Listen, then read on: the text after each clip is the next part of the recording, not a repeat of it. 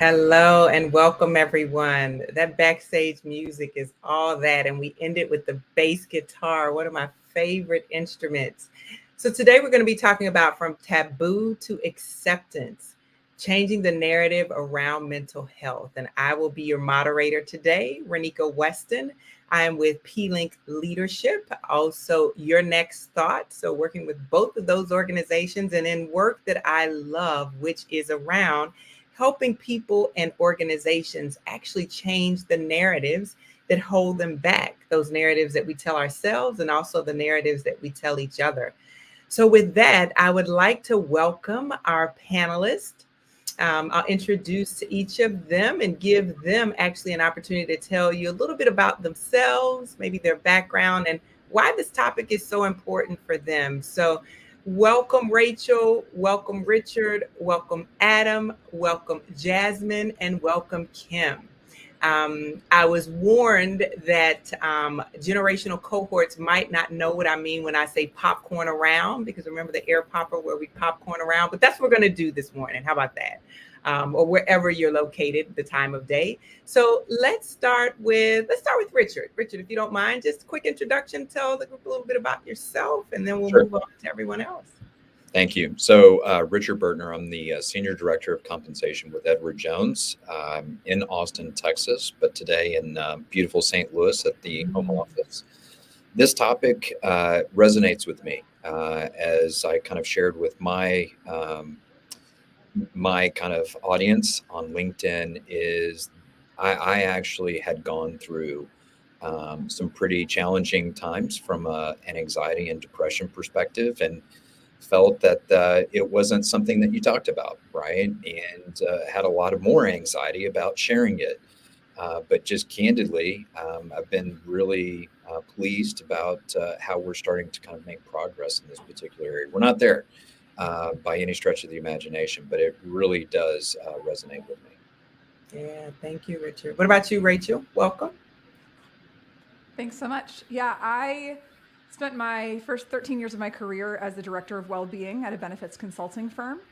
And I started that in 2007, when wellness programs were basically pedometers and putting apples in the kitchen, and got to be a part of the evolution of the industry to see, and to help it advance to where it is today, where it's more holistic and comprehensive, and had the opportunity to be a trailblazer and a thought leader in that space. And in the midst of that, dealt with my own journey of burnout in 2017 when I was the director of well-being at my company. And I learned a lot about, the things that we don't talk about, that we feel like we're not supposed to talk about, and why it's so important to do that. And for the past 5 years now, I have been working, I run my own business called Unmuted, and I work with organizations, leaders, and teams a lot with HR around helping them to show up with greater purpose, with greater confidence and courage to talk about and explore the things that are otherwise hard to talk about, so that they're more fulfilled and productive and purposeful in their work. So yeah, thank you, and thank you for joining us today. What about you, Jasmine? Hi, I'm Jasmine Francis. I've been in the people space for about 20 years, and similar to both Rachel and Richard, this topic is really important to me for a couple of reasons. One is I'm a head of HR and DEIB, and it's so interesting because the dichotomy of that always says that as a leader, you have to have everything together, and that's just not the case. And so behind closed doors, I've been struggling with anxiety, depression, borderline personality disorder, PTSD, all the things. And I used to, when I was in corporate America, I would hide in the bathroom every day and cry. And, I've now switched over to smaller organizations where I feel like I can be more authentically myself. However, it's still hard, right? And I can truly empathize with making sure that we are truly creating a place where people feel as though they can talk about these things. And if they can't talk about these things, at least they have the opportunity to take advantage of those things that actually really create value for them. Yeah, thank you so much and welcome. What about you, Kim? Yeah, much like the others. So I lead or have led the talent organization, and including the benefits total rewards, but also the DEIB programs. And I found similarly that I'm fairly reserved in person, and so kind of keep these things to myself. And I found that really was inadvertently putting up a wall. And as I was working through kind of combining the total rewards benefits pieces with our ERGs and our diversity program, I found myself stepping out and sharing my own personal stories. So I have a son who's bipolar and has had some severe issues with that, where he's had to be hospitalized. And I remember thinking, since we're in this Zoom world, he would literally be behind me, talking about things that were going on in his head and things like that. And I'd be in meetings, and so I'd have to turn my camera off and kind of work with him. And it wasn't, it's not simple. It's not like just telling your kid to get out of the room. It's a little more than that. And everything that's going on behind us, whether it is wait a minute. Oh, wait. Are you not hearing me? No, we can hear. Someone was saying they heard like a fan noise, but I don't know. I don't necessarily hear that. So okay. And there's no fan. Anyway, so I found I found an opportunity to share my story with the company that I was working with. And it's about 3,000 people, and we had this May mental health awareness kind of focus. And I shared my story, and at the time I was fairly emotional as I was sharing it, because everything's going on here, and I show up to work and you see me, and I'm here to do my job, but literally going on behind me is some really stressful, upsetting things. So I was sharing my story, and I got so many employees messaging me because that's not who they thought I was. I'm leading the team, I'm doing these things, I'm I have these other duties. And in sharing that, I connected with so many people on my within my organization who were just sharing their personal stories. And I find that is the first step, is really being vulnerable and authentic and sharing, so people feel safe in sharing their own stories. Yeah, thank you. Thank you for sharing that, Kim. And Adam, good to see you. Yeah, thank you. As somebody who has been in the HR space for about 20 years, first in retail and then in hospitality during the pandemic, I think there's a lot to unpack there. And I mean, I resonate, or I hear everyone's kind of story in little bits and pieces of everyone's had to kind of unpack their own stuff, which is good. I think that's super important for us to be able to do in the workspace. And even in like my own job, like it says on on my tagline that I'm the HR coordinator at Farmington Country Club, and I think that our HR team talks about our own therapy journeys. Like, we're pretty open and transparent about it, even to the point where I am going back to school. I'm in a master's program right now to do some of that stuff, to eventually be like a licensed professional counselor, because I think it's that important.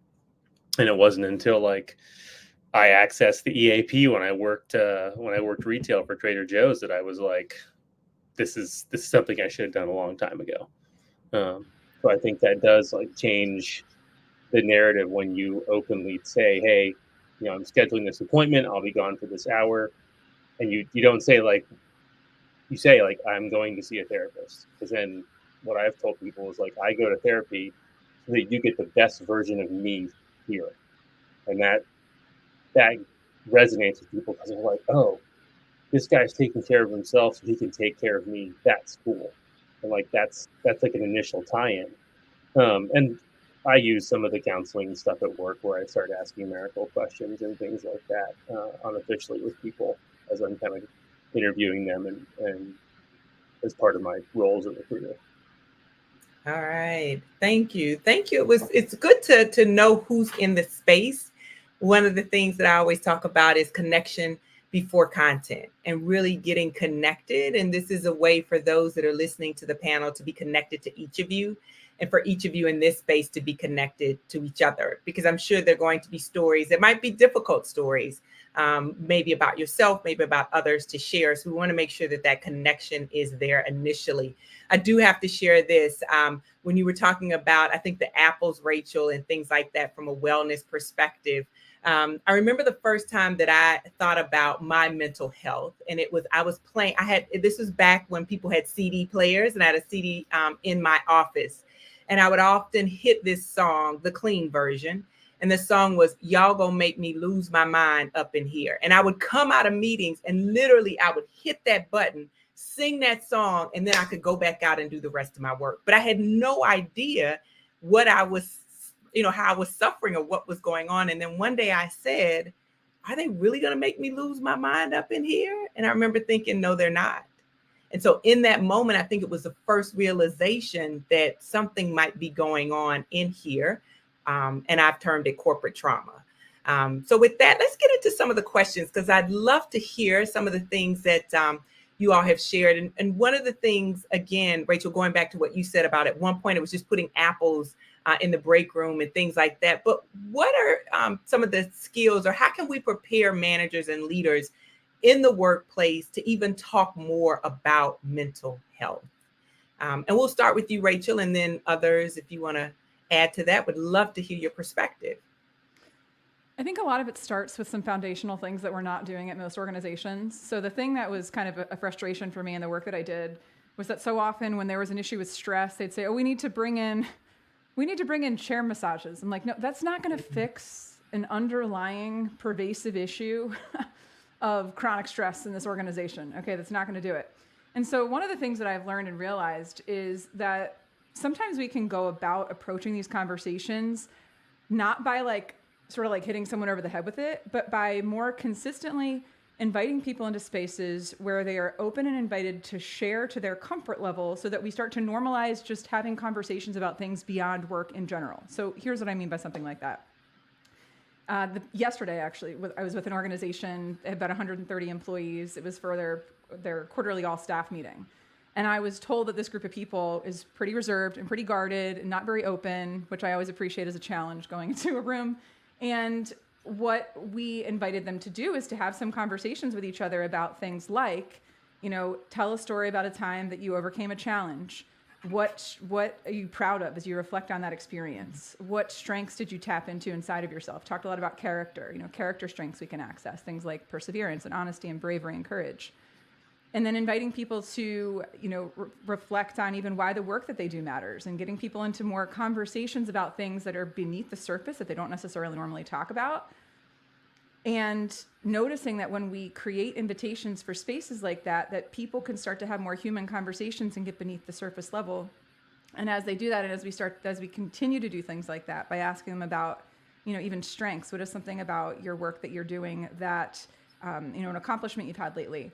What is a way that you're learning or growing? What's a thorn in your side? What's a challenge that you're facing? What's something that you're struggling with right now? What's keeping you up at night? And how can I best support you? I think one of the most helpful questions we can ask a team member is, how can I best support you right now?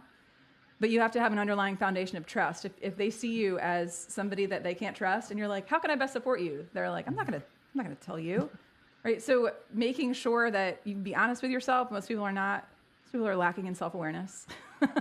To realize that you may not be the person, and you may need to bring somebody else in to say, "Hey, I'm concerned about this person, and I want to make sure that the right person has the conversation with them to say, hey, I've noticed you're not quite yourself lately, and we really care about you. You're an important member of this team. How can I best support you right now? Is there anything going on that you want to share? Because we really want to make sure that you have the support you need to be able to be here, and I'm not sure that you do right now." So creating spaces where on a more consistent basis, whether it's monthly, at least monthly, I think, at the very, very least quarterly, with all of your team members, where managers are trained in how to have more meaningful conversations, as opposed to how was your weekend? What's going on? Giving people some prompts to use, and then inviting people into a small group conversations, whether it's breakouts. This is very possible on Zoom. It works very, very, very well. or if we're doing it in person in small groups and inviting people into groups of 2 and 3 and 4 people and heavily facilitating a conversation that allows people to open up and to share and to recognize, oh my gosh, I'm not alone in this experience. That can be really powerful. Yeah, thank you, Rachel. I'll open it up for others who may want to add. Yeah, I would just tag on what Rachel was saying is from a leadership perspective. One of the things that I've kind of thought about is we don't know what people are going through, right? The battles that they are facing day in and day out until you put yourself in their shoes. And I try to keep monthly skip levels going with, people that are, not my directs. And what I love to do is just the first 5 minutes or so. How are you doing? What's going on? Really trying to kind of make that connection. And I think people, to Rachel's point, open up a little bit more. And we have to lead with more empathy. It's from a leadership perspective, everything that has been driven into us over the years is results, results, results, results. And sure, results are important, but also the person is important as well. And I think the pandemic, for example, was a good thing in terms of for kind of really showcasing kind of the mental health challenges. It was also a not so good thing in terms of, we're now, more connected than ever. And that led to more stress, more anxiety, et cetera. But I think, again, to Rachel's point is really, again, putting yourself in people's shoes. You can't assume. Everybody fights different battles every single day. But again, making that connection, giving them an avenue to kind of really share. And if anything, just to listen. You don't have to say anything, right? You don't have to, I know what you're going through. Well, what if you don't really know what they're going through? I think people really appreciate just having that listening aspect to be able to share that with somebody. I agree, and I think the positive for managers and the whole relationship with your employees is the more you understand what's going on with them. Whether I've had several different employees, but whether they're going through a breakup or a divorce, or they're having some challenges with their children, or there's all these things. Like I said, everything going on behind you that we don't see because we put up our little backgrounds. And understanding that is kind of where you can meet them at their, where they're at. You might have a top performing employee at one day, and next thing you know, there's just a major shift. And if they don't have, I'm not saying they need to tell you all their private, intimate details, but if they don't feel safe enough to come and say, hey, I'm going through something right now. And, so to give me the opportunity to say that, and certainly managers should have the prompts to do that and understand that there's ways to ask and get at least some insights and how your employees need to be supported. Rachel and I were having a little discussion on LinkedIn yesterday about it, because it may not be a big personal thing at home. It could be just a lack of connection of what they're doing, or they're just feeling bored or underutilized, and that's another opportunity. So it's really important to have that connection with your employees so you can have those real conversations. And I would agree as well with what everyone else has said. I think trust, empathy, and psychological safety go really, really far in these types of scenarios. And I would also add, this is a time to highlight the difference between being a manager and being a leader.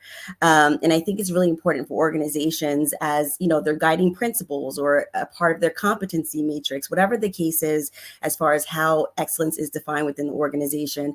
I think it's important to not only say, this is what it means to be successful as a manager related to managing your employees' work, but this is what it means to be a leader. And that's when you start to see the up leveling of seek to understand, taking the time to put yourself in somebody else's journey, being ultra self-aware and putting, the values of the organization into your thought process. And I think, that's a gap that a lot of organizations have is, people get promoted to managers like that because they do their job well. But what about how they treat their people? What about how they support their people and that culture that they're actually creating on that team? That kind of gets lost in the sauce. So I do think from an organizational perspective, highlighting the leadership portion plays a significant role in this. Yeah, thank you. We have a question in the chat, and I think it's a good question. And I want to make sure that we address because the people have spoken. And so this question is around introverts. And the question becomes, we keep talking about creating the space, creating the container where people feel safe enough to share, drawing on individual strengths, leading with curiosity, but most importantly, weaving that with trust. So all those things may be evident, but I might be an introvert. And so to me, when we think about changing the narrative around mental health, we also have to change the narrative around introverts, right? Because oftentimes we just put people in a space of being introverted, and it could be the person maybe doesn't have trust. Maybe it takes the person longer to process something. Maybe the person has said a thing one time and 2 months later it was repeated and they're like, I'm not going there again. But the question in the chat is, what do we do with introverts? How do we get them to open up a little bit? And does anyone actually have an example around creating that space, specifically around mental health for those that might be a little bit more introverted? I'd love to start if I can, because I am an introvert. I can speak publicly, I can do all of those things, but if it's getting to know me, that's a little bigger of a challenge. And so I find listening and, giving them the opportunity to actually, listen and actively listen. That's one of our great skills is we listen and we process, and this is how we operate, at least for me. And so I think that giving the opportunity to have those individual conversations, not a big group. You're going to need to have kind of some, I'll call it quiet time with your employee or your coworker or whomever it is, to give them the opportunity. You do need to give some prompting questions because, if you ask me how I'm doing, even with the stuff going on behind me, even if you're my manager, I might not feel comfortable to share too much. So, just giving those prompting questions and letting and sharing those stories, I think is really important. So that gives me the feeling of I can open up a little bit. This is a safe space for me, and and doing that. So, you can't just walk up to me and say, I see that you're upset. You really need to kind of build that rapport. Yeah, thank you. Adam? Yeah, I would second that for sure, and even in like the counseling realm and stuff, you're constantly building the relationship from the last time you talked, so it's not just like a one-off. I think that's important to recognize even in your conversations with employees. Sometimes it's a change of venue too. I can remember times where I was having conversations where I'm like, oh, I can feel the emotional pressure kind of ratchet up a little bit. And I'm like, hey, let's just leave the building. Let's just walk outside. I mean, I did this when I was with Trader Joe's. I did it with Hyatt. I still, in my own self-awareness, will get up and be like, I'm just going to go for a walk outside. This is the right call right now. And I think encouraging employees in that aspect too is huge. And even if you're going into that conversation being like, hey, you want to make it a leading question, but like, would you be, well, that's not, but you want to be like, would you be more comfortable somewhere else? Or is my office the best place for this conversation? Would you like to have a different venue? Like those are yes, no questions, but it still prompts the person to kind of check in with themselves, and they might be more inclined, and you might get more out of the conversation to do things like that. That creates that psychological safety as well of knowing like they're not going to be in your office. One best practice that I started was having open office hours where people could see, like the entire organization could see my schedule. It was, Wednesdays and Fridays from 3 to 5. I was just there. Like whatever I was doing, they could come in, close the door, put the curtain down, and we could like have whatever conversation needed to be had. And that people knowing that from, the GM on down to the front level staff was pretty huge, and you got a lot more out of those conversations when they knew that that's what you were there for. Yeah. The other thing I would offer, go ahead, Jasmine. Go ahead. Thank you. Really quickly, I just want to add, I've had lots of introverts on my team, and one thing that like without a doubt always works is me setting the example and being honest about my mental health as well. Like when other people see that you're talking about it, it makes them feel like they can talk about it. So if I can't get out of bed one day because my depression is just sunk me in the dark hole, like I message my team and say, like, I'm really struggling today. I don't have it in me, and being honest about that. Or maybe, I just left a really tough meeting and it upset me and they see me a little emotional. It's like, thanks everyone for giving me the space. That was a really tough meeting. So just being honest in my own struggle. Next thing you know, in our 101s, it's, yeah, I've been da da da da, or yeah, that day that you looked upset, I actually was really upset too. And I think again, it kind of goes back to the psychological safety, but also leading the example of saying it's cool because I'm doing it too. Like there's no judgment here. Love that. The one thing, I don't know how familiar you all are with the wheel of emotion, but whether we're talking about introverts or extroverts, that is accessible to everyone. You can actually go online and just Google wheel of emotion. And the beautiful thing about us changing the narrative around mental health is actually us assisting others to change the narrative around emotions. I can remember when my son was younger and I'd say to him, get control of your emotions when he'd sort of get out. It's like, no, you don't need to control them. You need to be able to express them, and even to be able to express, to Jasmine's point, how you are feeling. Because there's a difference between being frustrated and someone, I have mine right here, and someone feeling humiliated. And the more we can name and specifically name what those emotions are, it actually helps us from a mental health perspective. So that's one tool that I would say to the listeners that, if you're not familiar with it, to get familiar with the wheel of emotion, because whether someone is introverted or extroverted, naming those emotions is very important. The next question go ahead. Can I mention one more thing? Since you mentioned that as a resource for people, there's 2 resources, because I know HR leaders love resources, especially when they're free or inexpensive. One is a fantastic book by Dr. Mark Brackett, who's the executive director of the Yale Center for Emotional Intelligence. And the book is called Permission to Feel. It's one of my favorite books on this topic. And in it, he has a list. It's similar to the emotions wheel, but it basically shows that emotions occur on a scale of pleasantness and energy, high or low pleasantness, high or low energy, to help people name them. And they also created an app called How We Feel. And the app is $1 in the App Store. And it's a really great tool that people can access just for their own, because I think sometimes like we have to take ownership as well as individuals, just because sometimes it's like we have to do the work of going to therapy. We have to do the work of like figuring out, despite what we're going through, how we can self-regulate. And like that is our responsibility to figure out how to do that, to learn how to do that, whether it's through therapy or coaching or a conversation with a boss, or they probably won't know, but ideally seeing a therapist, and learning how to do these types of things, and even exposing people to new forms of therapy they might not be familiar with. Like there's a form of therapy called somatic therapy, which is like a really body-based therapy that's particularly good for trauma. And a lot of the reasons why people have dysfunctional behavior at work is because of unaddressed trauma. And that's not employers are not qualified to deal with that, but they can resource people by letting them know, hey, there's something besides talk therapy that might actually really help you. And most people just don't know to even say that because there's a total lack of awareness around it. So those 2, that app, that book, and then mental health first aid training for their managers. It's people just Google mental health first aid. You can get your managers trained on how to do that. So I just want to mention those couple like very practical resources people could access. Yeah, that'd be great. If you could type that in the chat, that would be awesome. I also suggest, you were talking about somatics, breathing.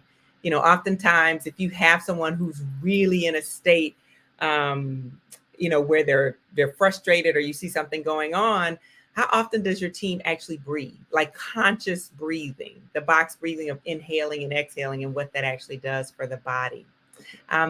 There was a question in the chat, and then I know we have some of our own, and it's around empathy, right? So when we talk about the narrative around mental health, the question becomes, and each of you sounds like you have extensive background in HR. What happens if someone is consistently overusing this narrative around mental health, and you want to be empathetic? I have some thoughts around that, but I would love to hear from our panelists. Adam? By overuse, you mean that they're just talking about it too much, or they're using it as an excuse to not show up to work, or? Great clarifying question. I don't think all of those were there, but let's just let's just, you assume and maybe address one of those, and that probably will get to someone who's listening. I mean, I definitely would want to explore it and see what's going on. I mean, I think that's where, meeting people where they're at is hugely key. I think you also have to have an understanding of kind of your employee base and who you are and what you represent to that employee. I mean, I've been in situations where me having the conversation would not have been as fruitful as somebody else, simply because of the skin I'm in and the circumstances surrounding some of those situations. So it's like having that read and having some other people in your sphere who can like step in and sub for you. I've also been asked to be that person who has that conversation simply because of past experiences. So that's where you kind of like slow the conversation down, and you kind of have to just dig a little bit and see what's going on, because there really might be something where like they genuinely would need FMLA if they qualified it, or ADA, and you haven't gone through the process, and you don't want to not pursue that from, I mean, I look at that from like a risk assessment standpoint, but you also want to like take care of that person. They may have some genuine things that's an invisible disability that makes sense to kind of explore and dig. And it's going to be probably a lot of individual conversations, but yeah, like that'd be a starting point for me. Yeah, thank you. Anything to add to that, Richard? Yeah, I'm just looking back at the question that was posed, specifically, how do we address employees who misuse empathy from HR? So I think Adam was talking about individuals that are seeking kind of that assistance. I think when I look at this question, I think, Adam, to kind of your kind of clarifying question, it is people that are using this in absence of an accountability factor. And I think we need to understand that empathy and accountability, and accountability on self, accountability on leaders, accountability, there's an accountability factor. But the way I interpreted the question is, how are we addressing individuals that are misusing this to their advantage to get away from an accountability factor? And I think, again, empathy comes with accountability. So again, as I mentioned, accountability to self, accountability to each other, et cetera. And I think it is, again, just having that conversation to, again, go a little bit deeper to really kind of what are the examples? What are we really talking about? And I've experienced it. I've seen it in other organizations where people are, again, misusing it to avoid, say, performance issues or, again, accountability factors at the end of the day. But I think, again, how do we do that? Empathy comes with accountability, and there's accountability factors across the spectrum that we have to make sure. And we're all accountable, right? Again, to each other, to self, et cetera. Richard, I was going to, that my point of accountability as well. I think that, if you're in HR very long, you certainly have experienced some of this with employees. And I think making sure that you kind of set boundaries. So perhaps if somebody seems to be struggling with some, stress issues or something else, and you point them in directions to contact the EAP, do this or that. And if they come back, ask them where they are on what the tools that you've already provided. To see, because it is a balance. So one, yes, you want to make sure there's not a real core issue. You have the compliance things. You want to dig in and see if it's something like that. But if they seem to be coming in and talking to you about things, and they're the same thing kind of over and over, and they're not using the tools or taking responsibility for themselves, I think that's really an important stance as well. Yeah, thank you. One of the things that you mentioned, Richard, you just touched on it for just a moment, and it was around identities. Can you, or maybe someone on the panel, share any experiences where aspects of an employee's identity, maybe their cultural background, gender, et cetera, might have impacted how they address mental health challenges or even solicited support in the workplace? May defer to my peers here to think about it. I do have some examples where, from an identity perspective, again, at the end of the day, again, we're touching the broad spectrum, right? Anywhere. But I want to be very clear. When we're talking about mental health, the identity, again, is to every individual, right? Male, female, various different aspects and perspectives. So I think for me, when I'm talking with those individuals, it is really about understanding and, again, listening to what their issues or challenges are. Just, again, very similar to what Kim mentioned at the end of the day. I don't know if I'm leaning too much heavily on identity, because I think, again, at the end of the day, the challenges are agnostic in some respects. Now, I'm not saying that's the case in everything, because we do know that, various challenges come up across various different spectrums. But I'm looking at it agnostically to really understand what that individual is struggling with, and how can we think about it, and how can we support them. Yeah, thank you, Richard. And I think I said Richard, but I think Adam was the one that. Oh, sorry. No. Thank you. Anyone else maybe have a different opinion, or want to just add something to what Richard may have mentioned regarding No, this? I mean, I agree with Richard on a lot of that. And I think a lot of that is like, we go through multicultural counseling class to learn about some of this stuff, but that's not going to necessarily make it to the workplace. Like, I have a 8 or 10 week class that delves into like different aspects, and you unpack your own stuff and get triggered on purpose in these programs, so that you can learn to deal with those things when you have someone sitting across from you who's not the same. I don't want to say I have an advantage, because that sounds bad to even say it like that, but like, I'm in a mixed race marriage. So that's like a one that like we've had to work through living in the town that we live in, with my kids, who one looks like me and one looks like my wife. So like, we've unpacked that in various aspects. Even like my supervisor, my manager, and my friend who's on this right now, like, she's watching on the other side of this. We've had people interact with us differently because of who we are.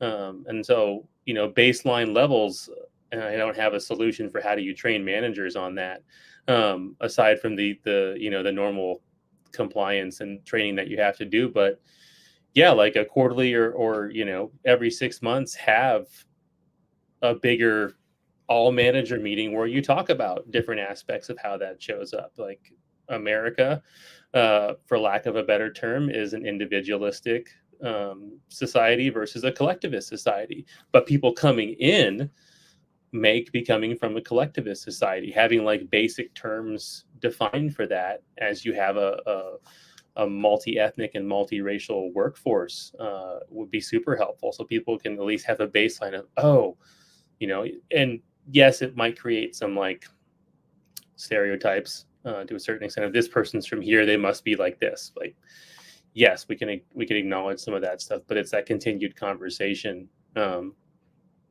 around those things.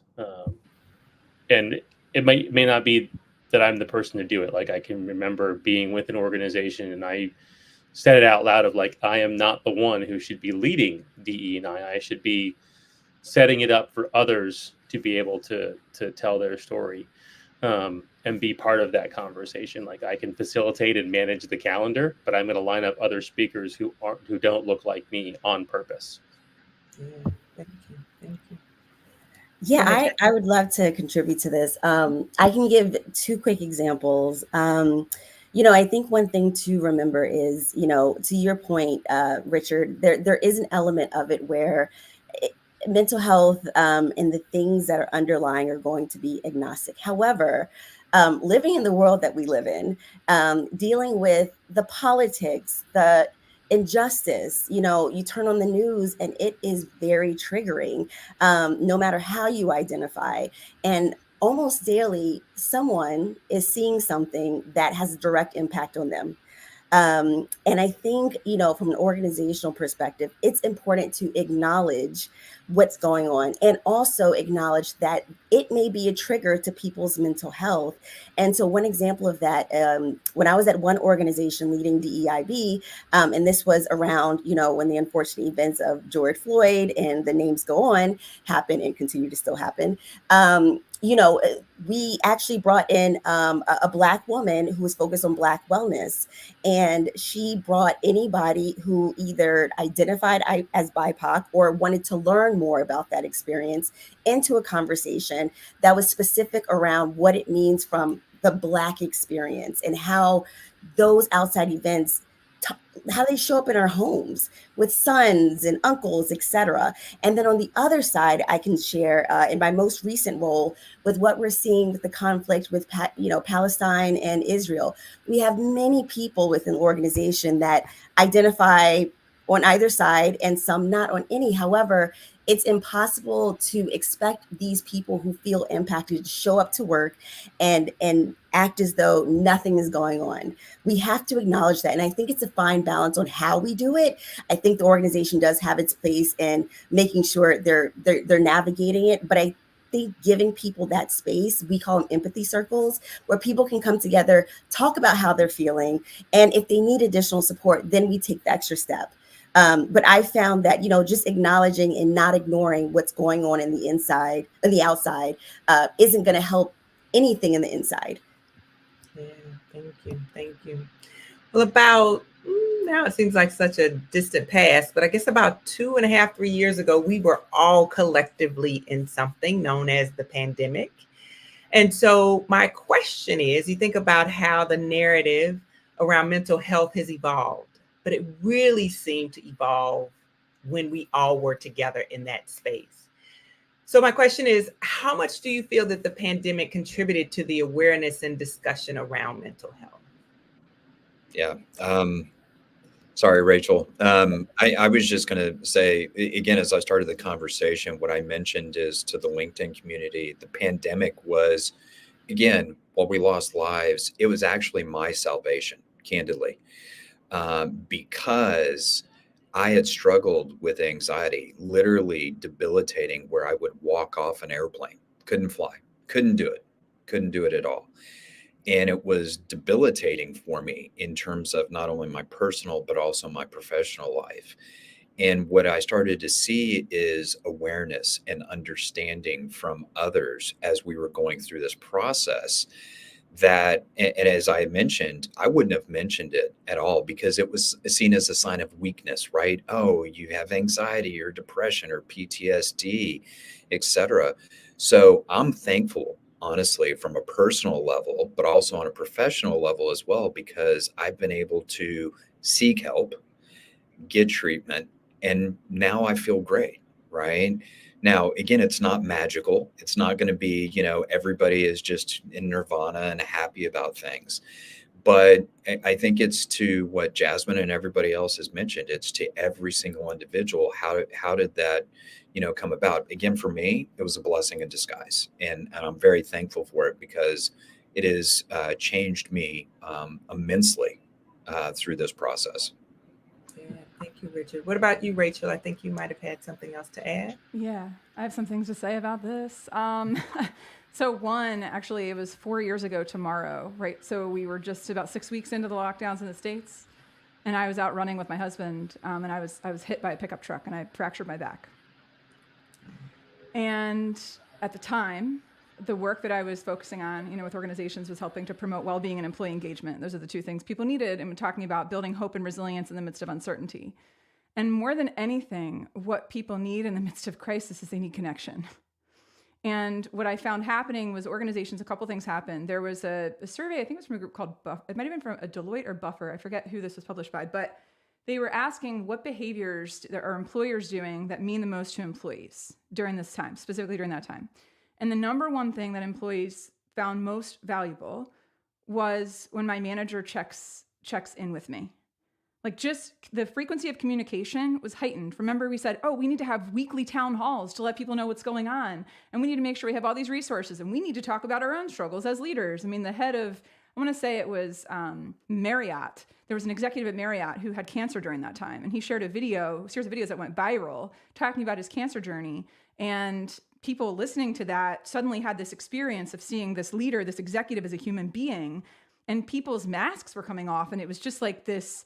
It was this very, almost surreal, but liberating time to see people being honest and open. And I noticed that I was going through my journey. I had PTSD, still have some symptoms of that from the accident. And I was very candid, very actively on LinkedIn, sharing these experiences. And so many people were saying like, oh my gosh, I'm struggling too. I would talk about the grief process. Like even as leaders, a couple practical things people can do is recognizing that most people don't even know what the grief process looks like, that there's an emotional response to change of shock and denial and frustration and anger and sadness. And so often we just try to bypass it and get to a solution, but we have to actually give ourselves permission to feel, getting back to the title of that book, to give ourselves permission to feel, and even to let people know, hey, this is a very normal thing that happens in the midst of change, is that people go through these emotions. And then when we acknowledge and just validate them and say, it makes sense that you're feeling this way right now, that can be a really helpful part of the process, just to let people, just to normalize that experience, like there's nothing wrong with you. And then also, even from a data perspective, Gallup, their polling, they've been surveying people for years. And one of the questions they've been asking for almost 20 years of employees is to share the extent to which they feel their employer cares about their well-being. That number hit, sorry, I don't know if I think there's a new update for Mac that gave me a thumbs up there. But they asked, do you feel like your employer cares about your health and well-being? That number hit an absolute peak in 2020 at 49%. And now it is back down to 24%, which is more normal. So people really felt, because of the level of communication and the level of outreach and the level of openness that organizations had during the pandemic, and then it's like we've forgotten about all of it. And so I think for organizational leaders to recognize people are still dealing with the aftermath of the grief and change of the past 4 years, and we can't pretend like we're past it just because we can like physically be around each other and aren't wearing masks all the time. There's an aftershock of what happened that has not been acknowledged, and inviting people into spaces to have meaningful conversations. The conversations don't always have to be about mental health. They can just be about experiences people are having that are bringing them joy, things they're feeling grateful for, a challenge that they're facing. There's a lot of different ways to structure conversations that don't necessarily make everybody talk directly about the topic, but that foster connection and trust so that they can ultimately get to the point of talking about those things. Yeah, thank you so much. Yeah, the pandemic changed. The topic of this is changing the narrative around mental health. When the history books are written, I'm curious to know if this piece will actually be there. If the narrative around mental health will be highlighted when we talk about the things that were impacted by the pandemic. What I'd like to do, because I want to make sure we have enough time and space for this, is I want to just ask the question around, what would you do if you had the magic wand and you could change the narrative around mental health? Right? Think about where we are today, in this moment, right now. What is it? May 2nd, 2024. And you had the ability to sort of rewrite this. Something aspirational. Maybe we can just take a moment to hear from each of the guests. What would that sound like? And let's start with Kim. Oh, Rachel was kind of touching on it a little bit. One of the things that employers did during the pandemic was open up a lot. And they did, I think, because everybody was experiencing that. I would like it if we could talk about it the same as, other illnesses or challenges that people are going through. I sprained my ankle. No one's going to look at you and you don't feel awkward about saying it. You've got a cast, everyone can see, or whatever it is, everyone can see it. And I hope that at some point we're that open and accepting and feeling, comfortable talking about, hey, I've got depression. I have anxiety. And, I was talking about bipolar. These are not things that people are. I'm not, or, somebody isn't bipolar. They have bipolar. This is changing that narrative and understanding. One of the things I have to talk about, with my son is this is the same as grandpa with diabetes. You have it, you have to treat it, you have to take care of it, you have to manage it. It's no different. And I just really hope that that's where we get with this, is that it's just the same. I have the flu. I need to stay home. I'm stuck in bed because I just can't get out of bed today. And it's that common. Yeah, thank you. What about you, Adam? Oh, I need to keep my answer succinct. have a lot of thoughts on this. I would love to see, and I've seen organizations do this, start embedding mental health professionals within organizations to help treat their employees at that level rather than having them outsourced to the EAP. I've seen larger college systems start to do this, where each school will embed a social worker or a psychotherapist within that school, and they're responsible for the employee base of like 300 people, roughly, which for one clinician is kind of a lot. That's a different conversation. But then on the other side, the 30,000-foot view is that, like on the backside, that people don't see is the struggle that therapists have getting billed for insurance. I would love to see that kind of stuff be fairly dealt with and fairly reimbursed. There's stories coming out about United Healthcare and Cigna that I was just reading about some of these things, and it's like, man, if you want to support this, it's got to start from the top. Like, it's got to start with, like, we are supporting this and we are billing accordingly, and we are, not gatekeeping people out. Like, just this year, there's been like counseling compacts signed where someone as a provider in Virginia can now counsel somebody in North Carolina across state lines, and vice versa. It's nice to have reciprocity for that kind of stuff. I think those kinds of things are important. And then every employer looking at what they can do on their EAP or insurance plan to help choose the best plan that covers and gives resources for that. I mean, there's like 30,000-foot view, and we could probably do a whole hacking HR just on this conversation alone. But yeah, it would be great, and that would, I think, help with a lot of the taboo and acceptance. And the more people get trained in the mental health first aid, and the more we talk about the feelings wheel. I think while Rachel was talking, I was thinking like, oh, we have a yearly reread in our family. That's a book by Bessel van der Kolk called "The Body Keeps the Score." And the pandemic taught us that the body keeps the score. And I think prior to the pandemic, we ignored some of those things. But then when we lost our social construct, and we lost our third spaces, and we lost some of these things of having to be at home, our body was like, hey, I've been trying to tell you this. This has been a thing. And then the pandemic brought all that out. Yeah, thank you. What about you, Jasmine? Okay, I just want to give a shout out to that book because my therapist actually, yep, there it is. Amazing. My therapist recommended that book to me, and it is, wow. So for my response, I'm going to take it back a little bit. And this is probably a very unorthodox response, but I've just seen it too many times, and I've experienced it myself, where I do think organizations should, and I understand, financial constraints are financial constraints. However, setting funds aside and or staffing the organization in a way that gives people the space to take advantage of the time that they need to take care of themselves. Because what happens is many times organizations say, oh, it's unlimited PTO, or, oh, we're all about mental health, or, oh, go ahead and take a leave of absence. We'll figure it out. Keep your laptop off. However, they're still bothering you. You come back, they guilt trip you.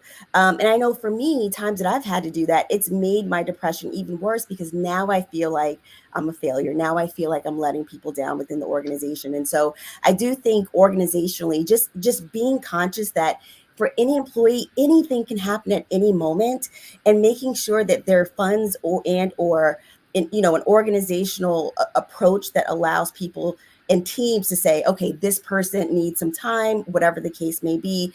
We have a consultant on deck. I think that goes further than any policy, because you can have 200 million policies and say all the things about supporting mental health, but if you don't give people the space to take advantage of it and make sure that they don't feel guilty for doing that, then it doesn't matter anyway. Yeah, thank you. What about you, Richard? Yeah, I'd say a couple of things, touching on what folks have mentioned so far. I think, for me, it has been about sharing the story. In fact, I just met with somebody this morning, and we're going to make a connection to talk, just so they can share their perspectives. And my view was, I'm there to listen. I'm not going to say anything. You talk to me, you tell me what's going on, and I'm no longer ashamed, honestly, to be able to share my story, because I think it's a positive for me, and I want to help others that are struggling with some of this. I think there's two things that I've heard in kind of the recent weeks. So I was flying Southwest, and when we landed, the flight attendants always say, "Have a great day. Be kind to one another." Right? Powerful to me. Right? Be kind to one another. Also, recently completed positive intelligence through Shazad. And one of the things that it helped me understand is we as humans are very judgmental, and you have to be intentional, right, to think about that. So when we talk about what people are going through is don't judge, right? Be intentional about that, because people can judge you in return, right? And so I think that's been very powerful for me, is hearing that just be kind and be intentional about not being judgmental and sharing your story, because the more you share, the more people it can touch, and the more people can then come out and talk about it as well. Because at the end of the day, we all live in the same world, right? And we just want to make it a better place. Yeah, I love that. And I love Shazad. You're right. And most of us are judgy, not just about others, but about ourselves. If we could think a little bit of that, that would be great. All right, Rachel, you got the magic wand. What are you going to change as it relates to this narrative around mental health? Well, one thing I would do starting off is just recognize that this is a multi-level like issue, challenge, problem. It's at the individual, it's at the system within the organization, and it's at a societal level. So like this is one of those really big, complex challenges to try to navigate, because it happens. It's so many levels that need to be impacted and changed in order for there to be some type of significant progress. So I think part of it is acknowledging that this is going to take a long time. Like, so first and foremost, there's not going to be a magic fix. There's not going to be a vendor someone's going to bring in or a program you're going to put in place. You're like, well, fix mental health. That's not going to happen. So I think part of it is being realistic about the size of the challenge, the magnitude. This is a big thing we're dealing with. And I think there's a couple things employers can do. I think one is, as organizations are making decisions, to ask, will this decision, or how might this decision either support or impede our employees' health and well-being? That's a question most organizations are not asking, but it would be really interesting, like even around something like flexible work. Is the decision we're about to make, is that going to support or impede employee well-being? And I think very few organizations are having conversations like that, but I think it's essential to be really considering proactively how the decisions that we make as leaders and as organizations are potentially going to ripple down and have this effect on our people. I think another thing is, and I mentioned it, I dropped in the chat, mental health first aid for all managers and all executives. Like we're waving the wand, right? So we're like, we can do whatever we want. Do whatever mental we health want. First aid training for everybody, because this is not something that everyone feels equipped to do. And managers are one of the people, or some of the people that are getting squeezed the most, that they feel the most alone. Like, I'm not going to talk to the executive, but I got to figure out how to help my people, and I'm just as burned out as they are. So I think bringing groups of managers and leaders together for learning, development, connection, whether you bring in people that are trained in this. I mean, this is something, that I do. I know a lot of other people here do, and you have other people that you've brought in to do stuff like this. Bringing somebody from the outside who actually knows how to facilitate meaningful conversations around this and is trained to do that is important. I think in terms of therapy coverage, being more open and honest with people, making sure that you have a really as wide a net as you can for giving people as much support as they're going to need in that area in terms of different types of therapy. And then something that I like to talk about a lot is it's a phrase I use. I'm a songwriter as well, so I wrote a song called Light Bulbs last year, and the premise is around checking on the light bulbs. I wrote it after Twitch passed away by suicide, and everyone was like, "Oh my gosh, we didn't see it coming," and we thought that he was fine and he was happy all the time. And the point with that is that there are people within your organizations that seem like they're fine. It's not always obvious that someone is struggling. There are people that are having a hard time, but they're high performers, and so they hide it. And those are the people that we need to make sure we're reaching out to as well, to check in on the light bulbs. I'll drop the link to the song in the comments. But it's a reminder I think we all need, because just because they're burning brightly doesn't mean they're not about to burn out. And so that's the opportunity we have our sphere of influence, everyone walk away from this call and check on a light bulb in your life today and check in and say, hey, you were on my mind thinking about you. Just want to let you know that that you're on my heart, you're on my mind. How you doing? That's something that every single person can do that is actionable walking away from this experience today. So those are some things I would share. All right, Rachel, you got a mic there. I think you ought to drop it, because that in and of itself, the questions we begin to ask, those simple questions, those questions get at what's possible. Because if we don't think about what's possible, we're never going to change this narrative around mental health. And I think I'm going to replace that song, Y'all Gonna Make Me Lose My Mind, with the Light Bulb song. I think that's a lot better song for me to tap into. So with that, we are at the top of the hour. I just want to thank each of you. This was an outstanding panel. And you could tell just by the activity that we had in the chat. And so take a moment to take that in, because there were folks who's had some great things to say about each of you and all of your gifts that you brought to this space. So thank you, be well, and have an amazing day.